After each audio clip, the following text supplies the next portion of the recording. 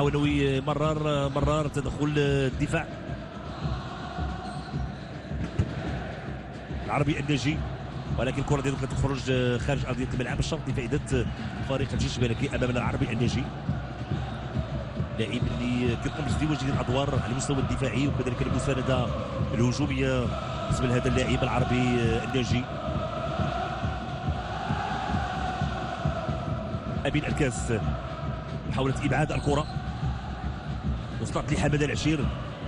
حماده العشير قايم بدور كبير. حماده العشير انطلاقه كيلعب الكره في الجهه اليسرى، كان هناك خطا الحكم خلى الامتياز بدل الكره دائما لفائده فريق النهضه البركانيه. زيد كروش غادي يعمل زيد كروش كيمر في الجهه اليمنى في الجهه اللاعب عمر المساوي طرحت فرصه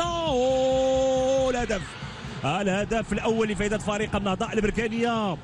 الهدف الاول لفائده فريق النهضه البركانيه، هو الموقع هو اللاعب علاء الدين العجري اللي كيتمكن انه يوضع الكره في الشباك. فرحه كبيره ديال الجماهير البركانيه. لاحظوا هذا المرتد الهجومي زيد كروش من الجهه اليسرى، ترفعات الكره برا التدخل محمد باعي والمتابعه، بالتالي دخول اللاعب علاء الدين العجري والورقه اللي رمى بها طارق السكسيوي كانت ورقه رابحه لفريق النهضه البركانيه، ويمكن نقول بانه افضل ما قام به حتى الحكم نور الدين الجعفري هو انه خلى الامتياز مادام الكره كانت دائما لفائده فريق النهضه البركانيه بعد يعني التدخل امام اللاعب حماده العشير.